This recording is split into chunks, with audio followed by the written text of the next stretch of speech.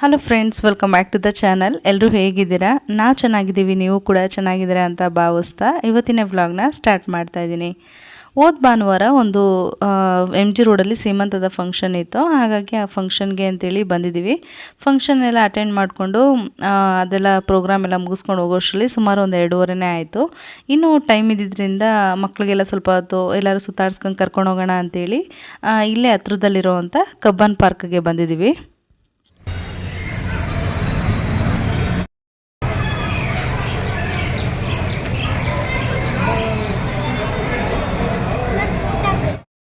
ಇಲ್ಲಿ ಕಬ್ಬನ್ ಪಾರ್ಕ್ಗೆ ಹೋಗೋಕ್ಕೆ ಮುಂಚೆನೇ ಫಸ್ಟೇ ಇಲ್ಲಿ ಪಕ್ಕದಲ್ಲಿ ಕಬ್ಬನ್ ಪಾರ್ಕ್ ಹತ್ರ ಒಂದು ಬ್ಯಾಂಗ್ಳೂರ್ ಫಿಶ್ ಅಕ್ವೇರಿಯಂ ಅಂತೇಳಿ ಸಿಗುತ್ತೆ. ಸೊ ಅಲ್ಲಿಗೆ ಬಂದಿದ್ದೀವಿ. ಇಲ್ಲಂತೂ ಎಲ್ಲ ಥರ ಫಿಶಸ್ನು ನಾವು ನೋಡ್ಬೋದು. ಎಲ್ಲ ಫಿಶಸ್ನು, ಎಲ್ಲ ವೆರೈಟಿ ಫಿಶಸ್ನು ಕೂಡ ಒಂದೊಂದು ಥೀಮ್ ಮಾಡಿ ಇಟ್ಟಿದ್ದಾರೆ. ಚೆನ್ನಾಗೈತೆ ಎಲ್ಲ ನೋಡೋದಕ್ಕೆ, ಮಕ್ಳಿಗೂ ಕೂಡ ತುಂಬ ಇಷ್ಟ ಆಗುತ್ತೆ. ಸೊ ಹಾಗಾಗಿ ಇಲ್ಲಿಗೆ ಬಂದ್ವಿ. ಇಲ್ಲಿ ಒಬ್ಬೊಬ್ರಿಗೆ ಪರ್ ಹೆಡ್ 80 ರೂಪೀಸ್ ಏನೋ ಇದೆ ಟಿಕೆಟು. ಸೊ ಅದು ತೊಗೊಂಡು ಇವಾಗ ಒಳಗಡೆ ಎಂಟ್ರಿ ಆಗ್ತಾಯಿದ್ದೀವಿ. ನಮ್ಮನೆಯವರು ಈ ಥರ ಕೈ ತೋರಿಸಿ ಸುಮ್ಮನೆ ಗುಹೆ ಒಳಗಡೆ ಹೋಗ್ತಾ ಇದ್ದೀವಿ ಅಂತೇಳಿ ಸುಮ್ಮನೆ ಜೋಕ್ಸ್ ಮಾಡ್ತಾಯಿದ್ರು. ಯಾಕಂದರೆ ಇದು ನೋಡೋದಕ್ಕೆ ಸ್ವಲ್ಪ ಆ ಥರ ಕ್ರಿಯೇಟ್ ಮಾಡಿದ್ದಾರೆ, ಹಾಗಾಗಿ ಹಂಗಂತ ಹೇಳ್ತಿದ್ರು. ಸೊ ಇಲ್ಲಿ ಒಳಗಡೆ ಎಲ್ಲ ಥರ ಫಿಶಸ್ನು ಕೂಡ ನೋಡ್ಬೋದು. ಸೊ ಹಾಗೆ ನೋಡ್ತಾ ಹೋಗಿ ಯಾವ ರೀತಿ ಇದೆ ಅಂತೇಳಿ ಸಿಂಪಲಾಗಿ ನಾನು ಕೆಲವೊಂದು ಕ್ಲಿಪ್ಪಿಂಗ್ಸ್ ತೋರಿಸಿದ್ದೀನಿ ಅಷ್ಟೇ. ಯಾಕಂದರೆ ಫುಲ್ ಇದೆಲ್ಲ ನೋಡ್ತೀವಿ ಅಂದರೆ 1 ಅವರ್ ಬೇಕು. ಬಟ್ ನಿಮ್ಗೆ ಅದಷ್ಟು ಹಾಕಿದ್ರೆ ನಿಮಗೂ ಕೂಡ ಬೋರಿಂಗ್ ಅನಿಸುತ್ತೆ. ಹಾಗಾಗಿ ಸ್ವಲ್ಪ ಕ್ಲಿಪ್ಪಿಂಗ್ನ ಹಾಕಿದ್ದೀನಿ, ನೋಡ್ತಾ ಹೋಗಿ.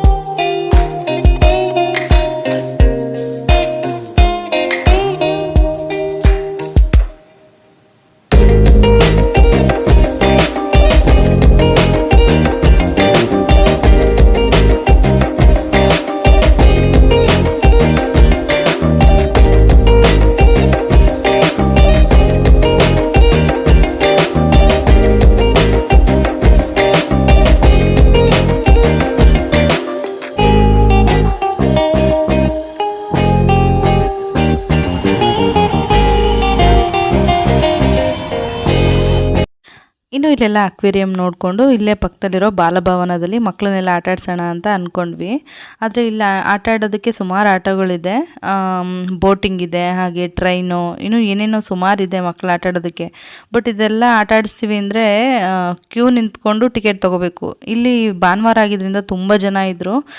ಸುಮಾರು 1-1.5 ಕಿಲೋಮೀಟ್ರ್ ಅಷ್ಟೇ ಜನ ಇದ್ದರು ಇವ್ರನ್ನೆಲ್ಲ ಕ್ಯೂಲ್ಲಿ ನಿಂತು ನಾವು ಆಟ ಆಡ್ಸ್ಕೊಂಡು ಕರ್ಕೊಂಡು ಹೋಗ್ತೀವಿ ಅಂದರೆ ಸಂಜೆ ಒಂದು 6 ಗಂಟೆ 7 ಗಂಟೆ ಆಗಿಬಿಡುತ್ತೆ ಅಂದ್ಬಿಟ್ಟು ನಾವು ಅಲ್ಲಿ ಕ್ಯೂ ನಿಲ್ಲೋದಕ್ಕೆ ಹೋಗಲಿಲ್ಲ. ಸೊ ಮಕ್ಕಳನ್ನ ಹೊರಗಡೆಯಿಂದನೇ ತೋರಿಸ್ಕೊಂಡು ಹಾಗೆ ಇಲ್ಲೆಲ್ಲ ರೋಸ್ ಗಾರ್ಡನು ಮತ್ತು ಹೈಕೋರ್ಟು, ವಿಧಾನಸೌಧ ಎಲ್ಲ ಇದೆಯಲ್ಲ, ಇದನ್ನೆಲ್ಲ ಹಾಗೆ ನೋಡ್ಕೊಳ್ತಾ ಬರ್ತಾಯಿದ್ದೀವಿ.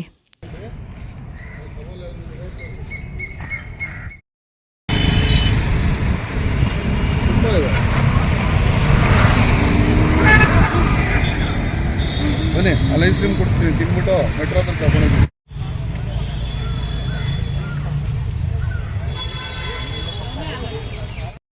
ಇನ್ನು ಇಲ್ಲೆಲ್ಲ ಓಡಾಡ್ಕೊಂಬಂದ್ವಲ್ಲ, ಸ್ವಲ್ಪ ಏನಾದರೂ ಸ್ನ್ಯಾಕ್ಸ್ ತೊಗೊಳ್ಳೋಣ ಅಂಥೇಳಿ ನಾವು ಮಸಾಲೆ ಪುರಿ ತೊಗೊಂಡ್ವಿ. ಮಕ್ಕಳೆಲ್ಲ ಪಾನಿಪುರಿ ತೊಗೊಂಡ್ರು. ಹಾಗೆ ಅವ್ರಿಗೆ ಜೋಳ ಐಸ್ ಕ್ರೀಮ್ ಎಲ್ಲ ಕುಡಿಸ್ಕೊಂಡು ಇನ್ನೇನು ಸ್ವಲ್ಪ ಮನೆ ಕಡೆ ಹೊರಡೋಣ ಅಂಥೇಳಿ ಪ್ಲ್ಯಾನ್ ಮಾಡ್ತಾಯಿದ್ದೀವಿ. ನಾವು ಕಾರ್ ಪಾರ್ಕಿಂಗ್ ಮಾಡಿದ್ದು ಕಬ್ಬನ್ ಪಾರ್ಕ್ ಹತ್ರ. ಬಟ್ ಇಲ್ಲಿ ಇವಾಗ ವಿಧಾನಸೌಧದಿಂದ ಮತ್ತೆ ನಡ್ಕೊಂಡು ಹೋಗಬೇಕು ಅಂದರೆ ಪಾರ್ಕಿಂಗ್ ಇರೋ ಜಾಗಕ್ಕೆ 1.5-2 ಕಿಲೋಮೀಟ್ರ್ ಆಗುತ್ತೆ. ಹಂಗಾಗಿ ಮೆಟ್ರೋದಲ್ಲಿ ಹೋಗೋಣ ಅಂಥೇಳಿ ಅಂದ್ಕೊಂಡ್ವಿ. ಯಾಕಂದರೆ ನಾವು ಒಂದು ಸರಿನೂ ಮೆಟ್ರೋದಲ್ಲಿ ಹೋಗಿಲ್ಲ, ನಾನಾಗಲಿ ಮಕ್ಕಳಾಗಿ ಹೋಗಿಲ್ಲ. ನಮ್ಮನೆಯವ್ರು ಸುಮಾರು ಸರಿ ಹೋಗಿದ್ದಾರೆ, ಯಾಕಂದರೆ ಅವ್ರು ಆಫೀಸ್ಗೆ MG ರೋಡ್ಗೆಲ್ಲ ಹೋಗ್ತಾಯಿದ್ರು. ನಾವಂತೂ ಒಂದು ಸರಿನೂ ಎಕ್ಸ್ಪೀರಿಯೆನ್ಸೇ ಮಾಡಿಲ್ಲ ಈ ಮೆಟ್ರೋದು. ಹಂಗಾಗಿ ಅಟ್ಲೀಸ್ಟ್ ಇವತ್ತಾರು ನೋಡೋಣ ಅದು ಹೆಂಗಿದೆ ಏನು ಅಂತೇಳಿ ಒಂದು ಸರಿ ಎಕ್ಸ್ಪೀರಿಯೆನ್ಸ್ ಮಾಡೋಣ ಅಂಥೇಳಿ ನಮ್ಮ ಮನೆಯವ್ರು ಕರ್ಕೊಂಡು ಹೋಗ್ತಿದ್ದಾರೆ. ಅಂತೂ ಇಂತೂ ಜಸ್ಟ್ ಇಲ್ಲಿಂದ ವಿಧಾನಸೌಧದಿಂದ ಕಬ್ಬನ್ ಪಾರ್ಕ್ಗೆ ಒಂದೇ ಒಂದು ಸ್ಟಾಪು ಮಾತ್ರ ಹತ್ಕೊಂಡ್ವಿ.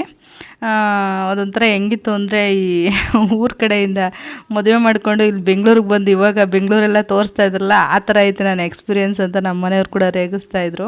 ಯಾಕಂದರೆ ಒಂದು ಸರಿನೂ ಹೋಗಿಲ್ಲ ನಾವು, ಹಂಗಾಗಿ ಹಂಗಂತ ರೇಗಿಸ್ತಾಯಿದ್ರು ಅಷ್ಟೇ. ಇನ್ನು ಇಲ್ಲೆಲ್ಲ ಮುಗಿಸ್ಕೊಂಡು ಮನೆಗೆ ಬಂದಮೇಲೆ ಸ್ವಲ್ಪ ಹೊತ್ತೆಲ್ಲ ನಾವು ಕೂಡ ಫ್ರೆಶ್ ಅಪ್ ಆಗಿ ಸ್ವಲ್ಪ ಹೊತ್ತೆಲ್ಲ ರೆಸ್ಟ್ ಮಾಡಿ ಇವಾಗ ಐಟಮ್ ಹಾಕ್ಸಿದೆ ಮನೆಗೆ. ಐಟಮ್ ಹಾಕ್ಸಿದೆ, ಅದನ್ನೆಲ್ಲ ಇವಾಗ ಬಾಕ್ಸ್ಗೆಲ್ಲ ಫಿಲ್ ಮಾಡ್ಕೊಳ್ಳೋಣ ಅಂತೇಳಿ ಫಿಲ್ ಮಾಡ್ತಾಯಿದ್ದೀನಿ. ಮುಂಚೆ ಎಲ್ಲ ಏನು ಮಾಡ್ತಾಯಿದ್ವಿ ಅಂದರೆ ಮೆಟ್ರೋಗೆ ಹೋಗ್ಬಿಡ್ತಿದ್ವಿ, ಇಲ್ಲ RMC ಯಶವಂತಪುರ ಅಲ್ಲಿಗೆ ಹೋಗ್ಬಿಟ್ಟು ಐಟಮ್ ಹಾಕ್ಸ್ಬಿಡ್ತಾಯಿದ್ವಿ. ಬಟ್ ಇವಾಗ ಅಲ್ಲಿ 1-1.5 ವರ್ಷನೇ ಆಯಿತು ಅಂದ್ಕೊಳ್ಳಿ, ನಾವು ಮೆಟ್ರೋಗೆ ಹೋಗಿಲ್ಲ.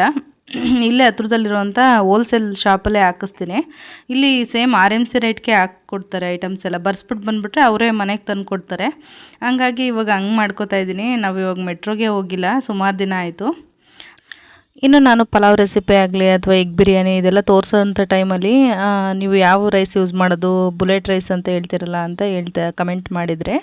ಸೊ ಬುಲೆಟ್ ರೈಸಲ್ಲಿ 2-3 ವೆರೈಟಿ ಇದೆ. ನಾವು ಯೂಸ್ ಮಾಡೋದು GTS ಬ್ಲ್ಯಾಕ್ ಕಲರ್ ಬ್ಯಾಗ್ ಬರುತ್ತೆ, ಡಬಲ್ ಕವರ್ ಪ್ಯಾಕ್ ಆಗಿರುತ್ತೆ, ಆ ಬ್ಯಾಗ್ನ ಯೂಸ್ ಮಾಡೋದು. ಸೊ ಇದು ಬಂದು ಬ್ಯಾಗು 30 kg ಬರುತ್ತೆ, ಇಲ್ಲಾಂದರೆ 10 kgದು ಕೂಡ ಸಿಗುತ್ತೆ. ಕೆಲವೊಂದು ಅಂಗಡಿಗಳು ಸಿಗುತ್ತೆ, ಕೆಲವೊಂದು ಅಂಗಡಿಗಳು ಸಿಗೋಲ್ಲ, ಕೇಳಿ ತೊಗೋಬೇಕು. ಮುಂಚೆ ಎಲ್ಲ 25 kg ಬ್ಯಾಗ್ ಬರ್ತಿತ್ತು, ಬಟ್ ಇವಾಗ ಅಲ್ಲೇ 1-1.5 ವರ್ಷನೇ ಆಯಿತು 30 kg ಬ್ಯಾಗ್ ಬರುತ್ತೆ. ಸೊ ಇದು ಎಲ್ಲದಕ್ಕೂ ರೆಗ್ಯುಲರಾಗಿ ಡೈಲಿ ಯೂಸ್ ಮಾಡೋಕ್ಕೂ ಚೆನ್ನಾಗಿರುತ್ತೆ. ಬಿರಿಯಾನಿಗಾಗಲಿ ಅಥವಾ ನಾವೇನೇ ರೈಸ್ ಐಟಮ್ಸಲ್ಲಿ ರೈಸ್ ಬಾತ್ ಎಲ್ಲ ಮಾಡಿದ್ರೂ ಕೂಡ ಚೆನ್ನಾಗಾಗುತ್ತೆ. ಸೊ ಹಾಗಾಗಿ ನಮಗಿದು ಅಡ್ಜಸ್ಟ್ ಆದಮೇಲೆ ಬೇರೆ ಅಕ್ಕಿ ಯಾವುದೂ ಅಷ್ಟು ಇಷ್ಟ ಆಗೋಲ್ಲ, ಹಾಗಾಗಿ ರೆಗ್ಯುಲರಾಗಿ ಇದನ್ನೇ ಯೂಸ್ ಮಾಡ್ತೀವಿ. ಇನ್ನು ಮನೆ ಸಾಮಾನೆಲ್ಲ ಹಾಕ್ಸಿರೋದೆಲ್ಲ ಎತ್ತಿಟ್ಕೋತಾ ಇದ್ದೀನಿ. ಅದರಲ್ಲಿ ಸ್ವಲ್ಪ ಇವಾಗ ಧನಿಯಾ ಸಾಮಾನೆಲ್ಲ ತರಿಸಿದ್ದೆ ಸಾಂಬಾರು ಪೌಡ್ರ್ ಮಾಡ್ಕೊಳ್ಳೋದಕ್ಕೆ. ಹಾಗಾಗಿ ಅದನ್ನು ಎಲ್ಲನೂ ಚೆಕ್ ಮಾಡಿಬಿಟ್ಟು ಐಟಮ್ಸ್ ಎಲ್ಲ ಚೆಕ್ ಮಾಡಿ ಧನಿಯಾ ಸಾಮಾನು ಐಟಮ್ಸೇ ಬೇರೆ ಬೇರೆ ಎತ್ತಿಡೋಣ ಚೀಲಕ್ಕೆ ಹಾಕಿ ಅಂದ್ಬಿಟ್ಟು ಎತ್ತಿಡ್ತಾಯಿದ್ದೀನಿ. ಈಗಂತೂ ಬಿಸಿಲು ಕಮ್ಮಿ, ಗಾಳಿ ಜಾಸ್ತಿ. ಇನ್ನೇನು ಅಮಾವಾಸ್ಯೆ ಬಂದಮೇಲೆ ಆಷಾಢ ಸ್ಟಾರ್ಟ್ ಆಗುತ್ತಲ್ವ, ಹಂಗಾಗಿ ಬಿಸಿಲು ಕಡಿಮೆ. ಯಾವಾಗ ಬಿಸಿಲಿರುತ್ತೋ ನೋಡಿಕೊಂಡು ಒಣಗಿಸ್ಕೋಬೇಕು. ನಮಗೆ ಅಂದರೆ ಮನೆ ಮುಂದೆ ಜಾಗ ಇದೆಯಲ್ಲ, ಯಾವಾಗ ಬಿಸಿಲು ಬರುತ್ತೆ ನೋಡಿಕೊಂಡು ಒಂದೊಂದು ಅವರ್ ಇಲ್ಲ 2 ಅವರ್ ಈ ರೀತಿ ಬಿಸಿಲು ಬಂದಾಗ ಒಣಗಿಸ್ಕೊತೀನಿ. ಹಂಗಾಗಿ ತರಿಸಿದ್ದೀನಿ. ಬೇಸಿಗೆ ಟೈಮಲ್ಲಿ ಮಾಡೋಣ ಅಂದರೆ ಸಾಂಬಾರು ಪೌಡ್ರ್ ಇತ್ತು, ಹಂಗಾಗಿ ಸುಮ್ಮನೆ ಪುಡಿ ಇದ್ದಾಗಲೇ ಮಾಡಿಕೊಂಡ್ರೆ ಅಷ್ಟು ಚೆನ್ನಾಗಿರಲ್ಲ. ಹೊಸ ಪುಡಿ ಮಾಡಿಸಿದ್ಮೇಲೆ ಹಳೆ ಪುಡಿ ಹಾಕೋದಕ್ಕೆ ಇಂಟ್ರೆಸ್ಟೇ ಬರೋಲ್ಲ. ಹಾಗಾಗಿ ಇದೆಲ್ಲ ಖಾಲಿ ಆದಮೇಲೆ ನೋಡ್ಕೊಂಡು ಮಾಡ್ಕೊಳ್ಳೋಣ ಅಂದ್ಬಿಟ್ಟು ಸುಮ್ಮನೆ ಅದೇ. ಇನ್ನೇನು ನಮಗೆ ಏಕಾದಶಿ ಕೂಡ ಸ್ಟಾರ್ಟ್ ಆಗುತ್ತೆ. ಅಮಾವಾಸ್ಯೆ ಆದ 10 ದಿನಕ್ಕೆ ಏಕಾದಶಿ ಮಾಡ್ತೀವಿ. ಏಕಾದಶಿ ಮಾಡೋದಕ್ಕೆ ಮುಂಚೆ ಸಾಂಬಾರು ಪೌಡ್ರ್ ಮಾಡ್ಕೊಳ್ಳೋಣ ಅಂತ ಅಂದ್ಕೊಂಡಿದ್ದೀನಿ. ಇನ್ನೊಂದು ವಾರ ಅಷ್ಟೇ ಟೈಮು, ನೋಡಿಕೊಂಡು ಮಾಡ್ಕೋತೀನಿ. ಇನ್ನು ಇದೆಲ್ಲ ರೆಡಿ ಮಾಡ್ಕೊಳ್ತಾ ಅಡುಗೆ ಕೂಡ ಮಾಡ್ಕೋತಾ ಇದ್ದೀನಿ. ನೈಟು ಸ್ವಲ್ಪ ಬೆಂಡೆಕಾಯಿ ಪಲ್ಯ ಮಾಡಿ ರೊಟ್ಟಿ ಮಾಡ್ಕೊಳ್ಳೋಣ ಅಂದ್ಬಿಟ್ಟು ಎಲ್ಲ ಅಡುಗೆ ಮಾಡ್ತಾ ಐಟಮ್ಸ್ ಕೂಡ ಎತ್ತಿಟ್ಕೋತಾ ಇದ್ದೆ. ನಮ್ಮ ಇಲ್ಲಿ ನೈಟಲ್ಲಿ ಅನ್ನ ಸಾಂಬಾರ್ಗಿಂತ ಸ್ವಲ್ಪ ಈ ಥರ ರೊಟ್ಟಿ ಏನಾದರೂ ಗೊಜ್ಜು ಮಾಡಿ ರೊಟ್ಟಿ ಹಾಕ್ಬಿಟ್ರೆ ಬಿಸಿ ಬಿಸಿ ರೊಟ್ಟಿ ತಿನ್ನೋದಕ್ಕೆ ಇಷ್ಟಪಡ್ತಾರೆ. ಹಂಗಾಗಿ ರೆಡಿ ಮಾಡ್ತಾಯಿದ್ದೀನಿ. ಇನ್ನು ಇದೆಲ್ಲ ಮಾಡ್ತಾ ನಾನು ವಿಡಿಯೋ ಕಂಟಿನ್ಯೂ ಮಾಡಲಿಲ್ಲ. ಇದು ನೆಕ್ಸ್ಟ್ ಡೇ ವಿಡಿಯೋ ಇದು. ಬೆಳಗ್ಗೆನೇ ಎದ್ದು ಬಂದು ಸ್ವಲ್ಪ ಗಿಡದಲ್ಲಿ ಬಿಟ್ಟಿರೋಂಥ ಹೂವುಗಳನ್ನೆಲ್ಲ ನೋಡ್ತಾಯಿದ್ದೀನಿ. ನನಗೆ ಬೆಳಗ್ಗೆ ಎದ್ದ ತಕ್ಷಣ ಇದೊಂದು ಅದು ರೂಢಿ ಆಗಿಬಿಟ್ಟಿದೆ. ಬಂದು ಒಂದು ಸ್ವಲ್ಪ ಹೊತ್ತೆಲ್ಲ ಮೈಂಡ್ ಫ್ರೀ ಮಾಡ್ಕೊಂಡು ಒಂದು 5 ನಿಮಿಷ ಇಲ್ಲಿ ನೋಡಿಬಿಟ್ಟು ಆಮೇಲೆ ಹೋಗಿ ಒಳಗಡೆ ಕೆಲಸ ಮಾಡೋದು.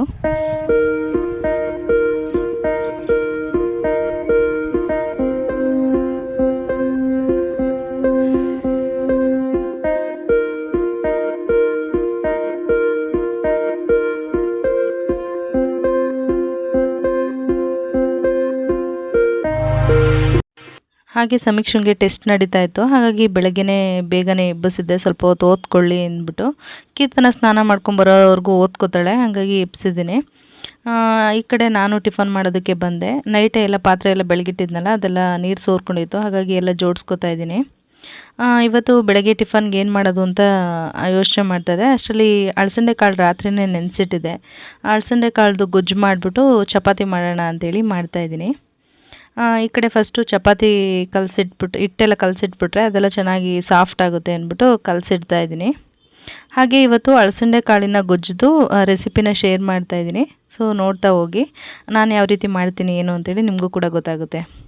ನಾನಿಲ್ಲಿ ಒಂದು ಸ್ವಲ್ಪ ಅಂದರೆ ಒಂದು 100 ಗ್ರಾಮಷ್ಟು ಅಳಸಂದೆ ಕಾಳನ್ನ ರಾತ್ರಿನೇ ನೆನೆಸಿಟ್ಟಿದ್ದೆ. ನೋಡಿ ಇಲ್ಲಿ ಕಾಳು ಈ ರೀತಿ ಚೆನ್ನಾಗಿ ನೆಂದಿದೆ. ಇದನ್ನೆಲ್ಲ ಇವಾಗ ನೀರನ್ನೆಲ್ಲ ಬಸ್ದು ಎತ್ತಿಟ್ಕೋತೀನಿ. ಕಾಳಲ್ಲಿರೋ ನೀರೆಲ್ಲ ಬಸಿದ ಮೇಲೆ ಇವಾಗ ಕುಕ್ಕರ್ಗೆ ಹಾಕ್ಕೋತಾ ಇದ್ದೀನಿ. ಕುಕ್ಕರ್ಗೆ ಹಾಕ್ಕೊಂಡು ಇದು ಕಾಳು ಬೇಯೋದಕ್ಕೆ ಎಷ್ಟು ಬೇಕು ನೋಡಿ ಅಷ್ಟು ಮಾತ್ರ ನೀರು ಹಾಕ್ಕೊಳ್ತಾ ಇದ್ದೀನಿ. ನೀರು ಹಾಕ್ಕೊಂಡು ಇದಕ್ಕೆ ರುಚಿಗೆ ತಕ್ಕಷ್ಟು ಉಪ್ಪು ಹಾಕ್ಕೋತಾ ಇದ್ದೀನಿ. ಉಪ್ಪು ಹಾಕ್ಕೊಂಡು ಕುಕ್ಕರ್ ಲಿಡ್ನ ಕ್ಲೋಸ್ ಮಾಡಿ ಒಂದು 3 ವಿಜಲ್ ಹಾಕಿಸ್ಕೊತಾ ಇದ್ದೀನಿ. 3 ವಿಜಲ್ ಹಾಕ್ಸ್ಕೊಂಡ್ರೆ ನಮಗೆ ಕಾಳೆಲ್ಲ ಚೆನ್ನಾಗಿ ಬೆಂದಿರುತ್ತೆ. ಹಂಗಾಗಿ 3 ವಿಜಲ್ ಹಾಕಿಸ್ಕೊತೀನಿ. ಇನ್ನು ಈ ಕಡೆ ಇದಕ್ಕೆ ಒಗ್ಗರಣೆ ಹಾಕೊಳ್ಳೋದಕ್ಕೆ ತರಕಾರಿ ಇಲ್ಲಿ ಒಂದು 3 ಟೇಬಲ್ ಸ್ಪೂನಷ್ಟು ಫ್ರೆಶ್ ತೆಂಗಿನಕಾಯಿ ತುರಿ ತೊಗೊಂಡಿದ್ದೀನಿ. ಹಾಗೆ 1-2 ದೊಡ್ಡ ಸೈಜು ಟೊಮೆಟೊ ತೊಗೊಂಡಿದ್ದೀನಿ. ಹಾಗೆ 1-2 ಈರುಳ್ಳಿನ ಕಟ್ ಮಾಡಿ ಇಟ್ಕೊಂಡಿದ್ದೀನಿ. ಹಾಗೆ ಇದು ಸಬ್ಬಕ್ಕಿ ಸೊಪ್ಪು ಹಾಗೆ ಕೊತ್ತಂಬರಿ ಸೊಪ್ಪು ಎರಡೂ ಕೂಡ ಹಚ್ಚಿಟ್ಕೊಂಡಿದ್ದೀನಿ. ಹಾಗೆ ಕರಿಬೇವು 3 ಹಸಿರು ಮೆಣಸಿನ್ಕಾಯಿನ ತೊಗೊಂಡಿದ್ದೀನಿ. ಇನ್ನು ಇದಾದಮೇಲೆ ಒಂದು ಬಾಣಲಿನ ಇಟ್ಕೊಂಡು ಇದಕ್ಕೆ ಒಂದು 4 ಟೇಬಲ್ ಸ್ಪೂನ್ ಎಣ್ಣೆ ಹಾಕಿದ್ದೀನಿ. ಎಣ್ಣೆ ಎಲ್ಲ ಕಾಯ್ದ ಮೇಲೆ ಸ್ವಲ್ಪ ಸಾಸಿವೆ ಹಾಗೆ ಸ್ವಲ್ಪ ಜೀರಿಗೆ ಹಾಕ್ಕೊಂಡಿದ್ದೀನಿ. ಇದೆರಡು ಚೆನ್ನಾಗಿ ಸಿಡಿದ ಮೇಲೆ ಇದಕ್ಕೆ ಕರಿಬೇವು ಹಾಗೆ ಹಸಿರು ಮೆಣಸಿನ್ಕಾಯಿ ಹಾಕ್ಕೋತಾ ಇದ್ದೀನಿ. ಇದೆರಡು ಕೂಡ ಎಣ್ಣೆಯಲ್ಲಿ ಸ್ವಲ್ಪ ಫ್ರೈ ಆಗಲಿ. ಇದೆರಡು ಫ್ರೈ ಆದಮೇಲೆ ಇದಕ್ಕೇ ಹಚ್ಚಿಟ್ಕೊಂಡಿರೋ ಅಂಥ ಈರುಳ್ಳಿ ಕೂಡ ಹಾಕ್ತಾಯಿದ್ದೀನಿ. ಈರುಳ್ಳಿನೂ ಎಲ್ಲ ಎಣ್ಣೆಯಲ್ಲಿ ಚೆನ್ನಾಗಿ ಫ್ರೈ ಆಗಬೇಕು, ಆ ರೀತಿ ಚೆನ್ನಾಗಿ ಫ್ರೈ ಮಾಡ್ಕೋಬೇಕು.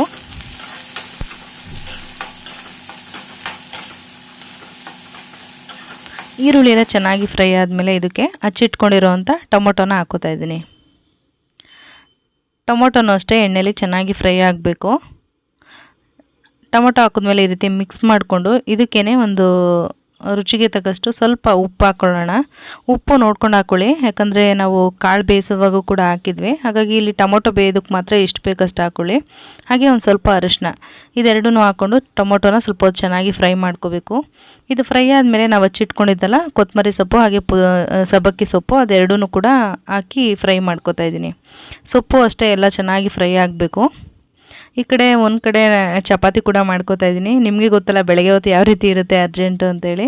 ಸೊ ಒಂದು ಕಡೆ ಪಲ್ಯ ರೆಡಿ ಮಾಡ್ಕೊಂಡು ಈ ಕಡೆ ಚಪಾತಿ ಕೂಡ ಮಾಡ್ಕೋತಾ ಇದ್ದೀನಿ. ಈ ಕಡೆ ಎಲ್ಲ ಸಬ್ಬಕ್ಕಿ ಸೊಪ್ಪು ಕೊತ್ತಂಬರಿ ಸೊಪ್ಪೆಲ್ಲ ಚೆನ್ನಾಗಿ ಫ್ರೈ ಆಗಬೇಕು. ಇದು ಫ್ರೈ ಆಗಿದೆ ಅನ್ನೋ ಟೈಮಲ್ಲಿ ನಾವು ಬೇಯಿಸಿಟ್ಕೊಂಡಿದ್ವಲ್ಲ ಕಾಳು, ಆ ಕಾಳನ್ನ ನೀರು ಸಮೇತನೇ ಹಾಕ್ತಾಯಿದ್ದೀನಿ. ನಾನು ನೀರೇನು ಬಸಿಯೋಕ್ಕೆ ಹೋಗಿಲ್ಲ, ಕಾಳಲ್ಲಿರೋವಂಥ ನೀರು ಸೇರಿಸಿನೇ ಹಾಕ್ಕೋತಾ ಇದ್ದೀನಿ. ಕಾಳು ಹಾಕೊಂಡ್ಮೇಲೆ ನೀಟಾಗಿ ಮಿಕ್ಸ್ ಮಾಡ್ಕೊಳ್ಳಿ. ಇದೆಲ್ಲ ನಾವು ಒಗ್ಗರಣೆಯಲ್ಲಿ ಈರುಳ್ಳಿ ಟೊಮೊಟೊ ಎಲ್ಲ ಬೇಯಿಸಿದ್ವಲ್ಲ ಅದ್ರ ಜೊತೆ ಚೆನ್ನಾಗಿ ಹೊಂದ್ಕೋಬೇಕು.